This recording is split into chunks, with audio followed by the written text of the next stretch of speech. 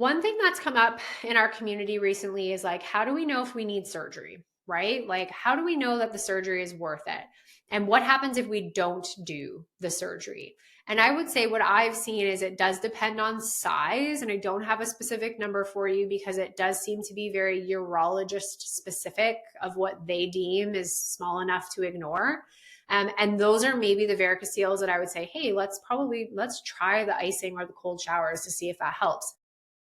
Whereas a larger one, it's a no brainer. Doing the surgery makes the most sense. Not treating could potentially just continue to decrease sperm numbers. So if your numbers already aren't good, I would say doing the surgery makes the most sense. If your numbers are fine, like optimal fine, not just normal fine, but you have a varicocele, is it worth treating? In that case, from a fertility lens, probably not.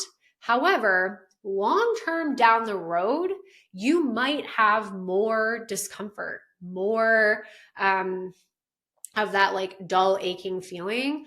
And it might be easier for you to do the surgery younger versus older. But that's obviously a very personal decision. Okay. So the moral of the story is if you have suboptimal sperm levels or low sperm levels and you have not been assessed for a varicocele, what the heck is going on? You are not getting gold standard care. I need you to get a second opinion and you need a urology referral. It's quite literally that simple.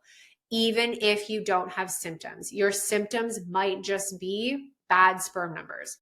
Those are the things we want to look into. The other piece here is that your sperm numbers might look fine on a standard semen analysis, but your DNA fragmentation is high.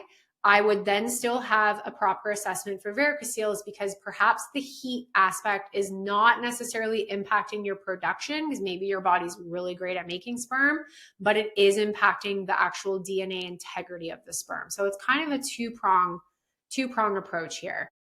And if your numbers are great, this is likely something, and your DNA frag is fine, this is likely something we don't have to look into, which is great. We can check that box off. But if you're still trying to figure out why the numbers are the way that they are, and you haven't had this assessment done, it's well worth pushing for that urology referral. I had mentioned a few different ways you can learn more about male factor fertility in the episode